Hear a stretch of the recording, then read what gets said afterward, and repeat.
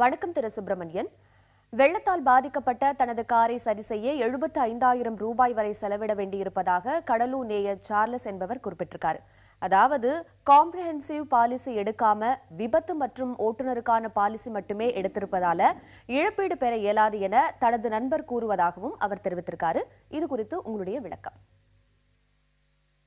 இப்போ அவர் பாலிசியில் இந்தியாவில் motor policy 2 விதமான பாலிசி இருக்குங்க. ஒன்னு தேர்ட் பார்ட்டி பாலிசி, ஆக்ட் பாலிசிம்பாங்க, தேர்ட் பார்ட்டி பாலிசிம்பாங்க. இந்த தேர்ட் பார்ட்டி பாலிசிங்கிறது வாகனத்தை கவர் செய்யாது.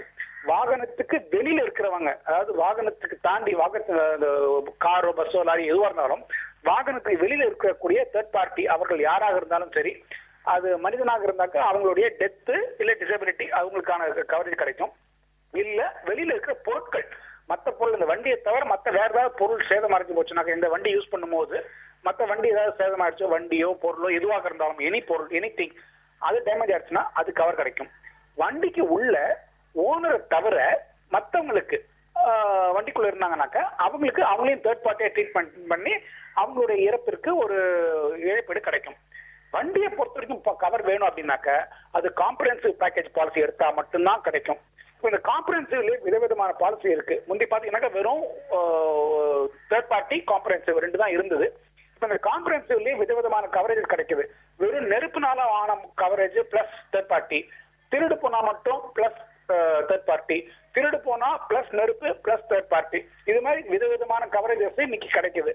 இந்த காம்ப்ரஹென்சிவ்லயே கூட பாத்தீங்கன்னாக்க டெப்ரிசியேஷன் அப்படின்னு ஒரு போட்டிருந்தாங்க. அதாவது ஒரு வருடம் அந்த வண்டியோட தேய்மானத்துக்கு கொடுக்க மாட்டாங்க. இப்ப அதையும் கொடுக்க ஆரம்பிச்சிருக்காங்க. நீங்க வேணாக்க back to invoice value or nil depreciation policy எல்லாம் வந்திருக்கு. அந்த மாதிரி பாலிசி கவரேஜையும் எடுத்துக்கலாம். பொதுவா இந்த பாலிசி எடுக்கும்போது புது வண்டியா இருந்தாக்க கண்டிப்பா நீங்க காம்ப்ரஹென்சிவ் எடுத்தாதான் பெட்டர்.